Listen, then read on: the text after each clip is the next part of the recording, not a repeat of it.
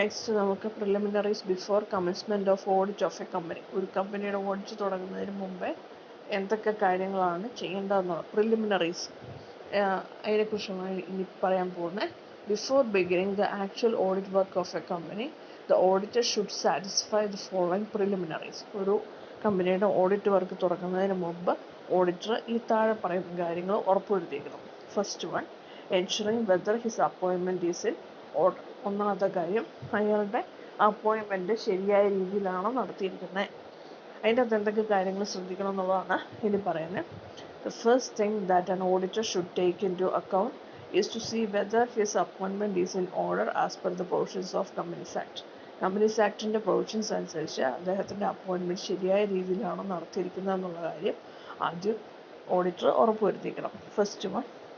First appointment. In the case of a new company, auditor is appointed by the board of directors. In such a case, the auditor should ask the directors to send him a copy of the resolution appointing him as an auditor. നമുക്കറിയാം first appointment നടത്തുന്ന first ഓഡിറ്ററെ appoint ചെയ്യുന്ന board of directors.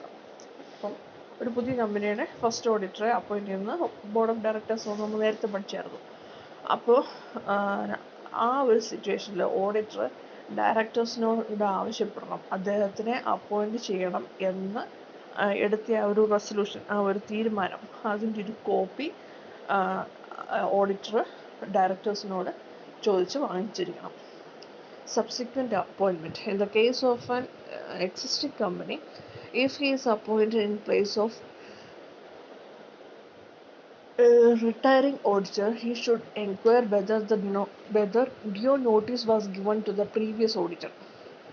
നിലവിലുള്ള ഒരു company, existing company ആണെങ്കിൽ അത് retiring ഓഡിറ്റർക്ക് പകരമാണ് പുതിയ ഓഡിറ്ററെ appoint ചെയ്തതെങ്കിൽ ആ പുതിയ ഓഡിറ്റർ എന്ത് ചെയ്യണമെന്ന് വെച്ച് കഴിഞ്ഞാൽ ഒരു എൻക്വയറി നടത്തണം, ഒരു അന്വേഷണം നടത്തണം. Whether due notice was given to the previous auditor. മുമ്പുള്ള ഓഡിറ്റർക്ക് കൃത്യമായ നോട്ടീസ് നൽകിയിട്ടുണ്ടോ. He should also inquire from the retiring auditor if he has any objection to his accepting the appointment. അതുപോലെ തന്നെ ആ പ്രീവിയസ് ഓഡിറ്ററോട് പുതിയ ഓഡിറ്റർ ഒരു അന്വേഷണം നടത്തിയിരിക്കണം, എന്തെങ്കിലും ഒബ്ജക്ഷൻ, തർക്കം അദ്ദേഹത്തിനുണ്ടോ ഈ അപ്പോയിൻമെൻറ്റുമായി ബന്ധപ്പെട്ട് എന്നും അന്വേഷിച്ചിരിക്കണം. മൂന്നാമത്തത്, appointment to fill casual vacancy. If he is appointed to fill a casual vacancy caused by death or insanity of the previous auditor, he should obtain a copy of the resolution passed by the directors so as to ensure that his appointment is valid. ഇനി ഒരു casual vacancy fill ചെയ്യാനായിട്ടാണ് പുതിയ ഓഡിറ്ററെ appoint ചെയ്തതെങ്കിൽ casual vacancy വന്നത് previous ഓഡിറ്ററുടെ മരണമോ അല്ലെങ്കിൽ അദ്ദേഹത്തിന് ഇൻസൈനായിപ്പോയി, അതായത് mental problem വന്ന ഒരാളായിപ്പോയി, അങ്ങനെ ഒരു സിറ്റുവേഷനിൽ ഒരു കാഷ്വൽ വേക്കൻസി ഫില്ല് ചെയ്യാൻ വേണ്ടിയിട്ടാണ് പുതിയ ഓഡിറ്റർ അപ്പോയിൻറ്റ് ചെയ്തതെങ്കിൽ അപ്പോഴും ഈ ഡയറക്ടേഴ്സിനോട് ആവശ്യപ്പെടുക ഈ പുതിയ ഓഡിറ്ററെ അപ്പോയിൻറ്റ് ചെയ്യാനായിട്ടുള്ള ആ ഒരു തീരുമാനം, റെസൊല്യൂഷൻ്റെ ഒരു കോപ്പി ആവശ്യപ്പെടുക. എങ്കിലേ അയാളുടെ അപ്പോയിൻമെൻറ്റ് വാലിഡ് ആണോ എന്ന് ഉറപ്പുവരുത്താൻ പറ്റത്തുള്ളൂ. Then appointment by shareholders. If he is appointed by the shareholders at the annual general meeting, he should obtain a copy of the resolution.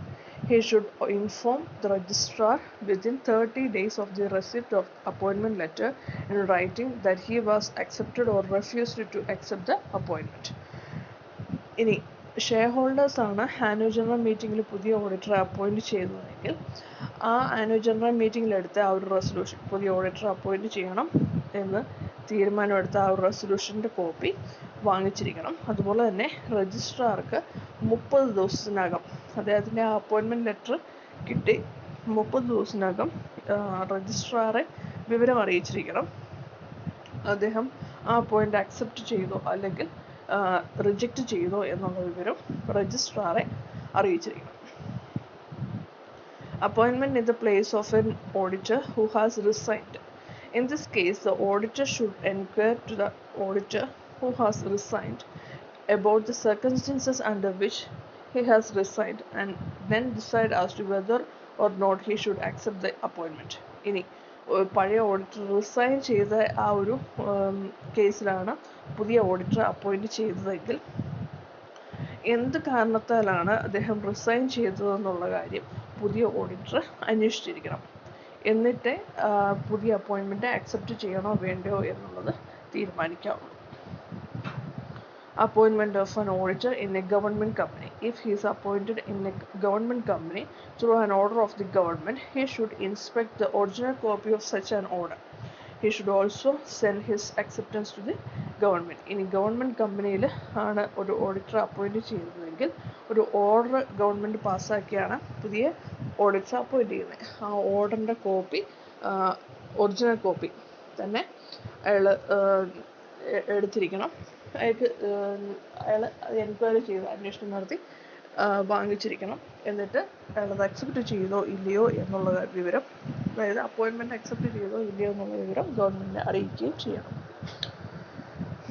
Second preliminary എന്ന് പറയുന്നത് വെരിഫിക്കേഷൻ ഓഫ് ഡോക്യുമെൻറ്റ്സ്.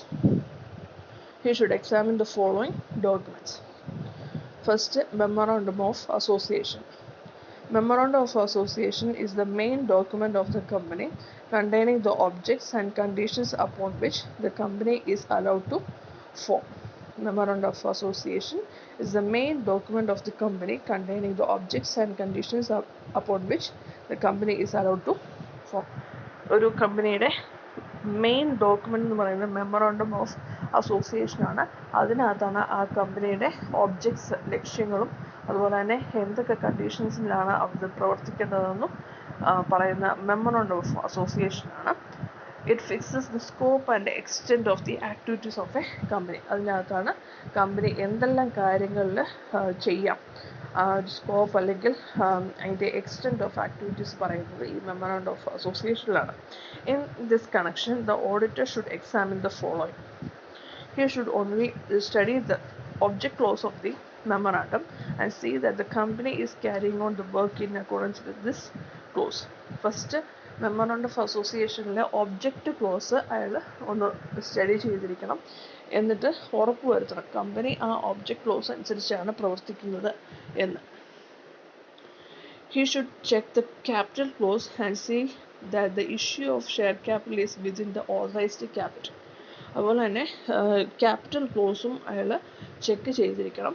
ആ capital ക്ലോസിൽ എത്രമാത്രം authorised capital ഉണ്ട്, ആവാം എന്ന് പറഞ്ഞിട്ടുണ്ട്. അപ്പോൾ share capital issue ചെയ്തിരിക്കുന്നതും ആ ഓതറൈസ്ഡ് ക്യാപിറ്റലിനുള്ളിലായിരിക്കണം. അതിൽ കൂടുതൽ ഇഷ്യൂ ചെയ്യാൻ പറ്റത്തില്ല, അത് ഉറപ്പുവരുത്തിയിരിക്കണം. He should also examine and note down the provisions of the memorandum which relates to accounts of the company. അതുപോലെ തന്നെ മെമ്മോറാണ്ടം ഓഫ് അസോസിയേഷനിൽ അക്കൗണ്ട്സുമായി ബന്ധപ്പെട്ട് ഉള്ള പ്രൊവിഷൻസ് അത് അയാളൊന്ന് മനസ്സിലാക്കി ഒന്ന് നോട്ട് ഡൗൺ ചെയ്ത് വെച്ചിരിക്കണം. He should see whether any alterations were made in memorandum of association. If so, whether those are according to the Companies Act. ഇനി മെമ്മോറാണ്ടം ഓഫ് അസോസിയേഷനിൽ എന്തെങ്കിലും മാറ്റങ്ങൾ, ഓൾട്രേഷൻസ് ഒക്കെ വരുത്തിയിട്ടുണ്ടെങ്കിൽ അത് കമ്പനീസ് ആക്ടിന് അതിനനുസരിച്ചുള്ളതാണോ, അല്ലെങ്കിൽ ആ കമ്പനീസ് ആക്ടിന് എതിരായിട്ടുള്ള എന്തെങ്കിലും പ്രൊവിഷൻസ് മെമ്മോറാണ്ടം ഓഫ് അസോസിയേഷനിൽ കൊണ്ടുവന്നിട്ടുണ്ടോ എന്നുള്ള കാര്യം ഉറപ്പുവരുത്തിയിരിക്കണം. Second document, Articles of Association. The Articles of Association are the rules, regulations and bylaws for the internal management of the company. ഒരു കമ്പനിയുടെ ഇൻറ്റേർണൽ മാനേജ്മെൻറ്റ്, ഒരു കമ്പനി എങ്ങനെ പ്രവർത്തിക്കണം, എന്തൊക്കെ ഡേ ടു ഡേ ആക്ടിവിറ്റീസ് എന്തൊക്കെ ചെയ്യണം എന്നൊക്കെ പറയുന്നതാണ് ആർട്ടിക്കിൾസ് ഓഫ് അസോസിയേഷൻ. അതിനകത്ത് കുറച്ച് റൂൾസ്, റെഗുലേഷൻസ്, ബൈലോസ് ഒക്കെ പറഞ്ഞിട്ടുണ്ട്. They are framed to carry out the objects of the memorandum. Memorandum of അസോസിയേഷനിൽ പറഞ്ഞിരിക്കുന്ന ഒബ്ജക്ട്സ് നടപ്പിലാക്കാൻ വേണ്ടിയിട്ടാണ് ഈ റൂൾസും റെഗുലേഷൻസും ഒക്കെ ഈ മെമ്മോറാണ്ടം ഓഫ് അസോസിയേഷനിൽ പറഞ്ഞിരിക്കുന്നത്. While examining the articles, the auditor should pay special attention to the following points. ഈ ആർട്ടിക്കിൾസ് ഓഫ് അസോസിയേഷൻ പരിശോധിക്കുമ്പോൾ ഓഡിറ്റർ താഴെ പറയുന്ന കാര്യങ്ങൾ പ്രത്യേകം പരിഗണിക്കണം. ഒന്ന്, issue of share capital issue ചെയ്തിരിക്കുന്നതുമായി ബന്ധപ്പെട്ട്, അതുപോലെ തന്നെ amount of minimum subscription, allotment of shares and making of calls, interest on calls in arrears and calls in advance. ഒന്ന് ഷെയർ ക്യാപിറ്റൽ ഇഷ്യൂ ചെയ്യുന്നത്, ഒന്ന് മിനിമം സബ്സ്ക്രിപ്ഷൻ എത്രമാത്രം ഉണ്ടായിരിക്കണം, അത് കിട്ടിയിട്ടുണ്ടോ, പിന്നെ അതുപോലെ തന്നെ ഷെയർ അലോട്ട് ചെയ്യുന്നതും, അതുപോലെ തന്നെ ഷെയറിൻ്റെ വാല്യൂ അത് പീസായിട്ടായിരിക്കും, ഫസ്റ്റ് കോള് സെക്കൻഡ് കോള് എന്നൊക്കെ പറഞ്ഞായിരിക്കും അവർ വിളിക്കുന്നത്. അപ്പോൾ ആ കോൾസ് എങ്ങനെയാണ് വിളിച്ചിരിക്കുന്നത്, അതുപോലെ തന്നെ ഈ കോൾസ് എന്തെങ്കിലും അരിയറിലുണ്ടോ, അതിനെന്തെങ്കിലും ഇൻട്രസ്റ്റ് ഉണ്ടോ, ഇനി കോൾസ് അഡ്വാൻസ് ആയിട്ട് കിട്ടിയതുണ്ടോ, അതിന് ഇൻട്രസ്റ്റ് കൊടുക്കുന്നുണ്ടോ, forfeiture, surrender and re issue of shares forfeit ചെയ്യുക, അതായത് ക്യാൻസൽ ചെയ്യുക, അല്ലെങ്കിൽ സറണ്ടർ ചെയ്യാം, അവരത് ഷെയർ ഹോൾഡേഴ്സ് എടുത്തത് സറണ്ടർ ചെയ്യാം, കമ്പനി തന്നെ തിരിച്ചു കൊടുക്കാം, അതുപോലെ തന്നെ റീ ഇഷ്യൂ വീണ്ടും ഇഷ്യൂ ചെയ്യുക, transfer and transmission of shares കൈമാറ്റം ചെയ്യാം, payment of commission and brokerage on ഷെയർസിൻ്റെ കമ്മീഷനും ബ്രോക്കറേജും കൊടുക്കുന്നതുമായി ബന്ധപ്പെട്ടുള്ള കാര്യങ്ങൾ, അതുപോലെ rights of various classes of shareholders, പല ടൈപ്പിലുള്ള ഷെയർ ഹോൾഡേഴ്സ് ഉണ്ട്, അവരുടെ അവകാശങ്ങൾ, റൈറ്റ്സ് എന്തൊക്കെയാണെന്നുള്ളത് നോക്കണം, appointment and remuneration of directors, qualification, shares, rights and duties of directors etcetera. ഡയറക്ടേഴ്സിൻ്റെ അപ്പോയിൻമെൻറ്റും അവരുടെ റെമ്യൂണറേഷനും അവർക്കുള്ള ക്വാളിഫിക്കേഷൻ, ഷെയർസും, അതുപോലെ തന്നെ ഡയറക്ടേഴ്സിൻ്റെ ഡ്യൂട്ടീസും റൈറ്റ്സും. ദെൻ ഓൾട്ടറേഷൻ ഓഫ് ഷെയർ ക്യാപിറ്റലിനകത്ത് എന്തെങ്കിലും ഓൾട്ടറേഷൻ വരുത്തണോ, എമൗണ്ട് കൂട്ടുകയോ കുറയ്ക്കുകയോ അങ്ങനെ എന്തെങ്കിലും ചെയ്യണോ, അതുപോലെ ഡിവിഡൻസ് ആൻഡ് റിസർവ്സ്, ഡിവിഡൻസ് അതുപോലെ റിസർവ് മെയിൻറ്റെയിൻ ചെയ്യുന്ന കാര്യവും, borrowing powers of the company and directors, കമ്പനിക്ക് ഡയറക്ടേഴ്സിന് എത്രമാത്രം ബോറോയിങ് പവർ, എത്ര എമൗണ്ട് നമുക്ക് ലോൺ എടുക്കാൻ പറ്റും എന്നുള്ളത്, then accounts and audit of the കമ്പനിയുടെ അക്കൗണ്ട്സും അതിൻ്റെ ഓഡിറ്റുമായി ബന്ധപ്പെട്ട കാര്യങ്ങൾ, then payment of interest out of ക്യാപിറ്റലിൽ നിന്ന് ഇൻട്രസ്റ്റ് കൊടുക്കാൻ പറ്റും, then procedure to call meetings വിളിച്ചു കൂട്ടാനായിട്ടുള്ള പ്രൊസീഡിങ്സ്, അതിൽ voting powers of the share ഹോൾഡേഴ്സിന് എത്രമാത്രം വോട്ടിംഗ് പവർ ഉണ്ടെന്നുള്ളത് നോക്കണം, to what extent table A is applicable, എത്രമാത്രം ലെവൽ വരെ നമുക്ക് ടേബിൾ എ എന്ന് പറയുന്ന ആർട്ടിക്കിൾസ് ഓഫ് അസോസിയേഷൻ്റെ ഒരു ഭാഗമാണ്, അത് എത്രമാത്രം ആപ്ലിക്കബിൾ ആണ് എന്നുള്ളത് നോക്കണം. The auditor should examine the articles very carefully and see that the regulations contained are in accordance with the law. ഈ ആർട്ടിക്കിൾസ് ഓഫ് അസോസിയേഷൻ വളരെ ശ്രദ്ധിച്ച് വേണം എക്സാമിൻ ചെയ്യാൻ, കാരണം അത് നിയമത്തിനനുസരിച്ചാണോ അത് നടപ്പാക്കിയിരിക്കുന്നത് അല്ലെങ്കിൽ ചെയ്തിരിക്കുന്നത് എന്നുള്ളത് ഉറപ്പുവരുത്തിക്കണം. He should also note the changes made in articles of association. അതുപോലെ തന്നെ ആർട്ടിക്കിൾസ് ഓഫ് അസോസിയേഷനകത്ത് എന്തെങ്കിലും മാറ്റങ്ങൾ വരുത്തിയിട്ടുണ്ടെങ്കിൽ അതും പ്രത്യേകം നോട്ട് ചെയ്തിരിക്കണം.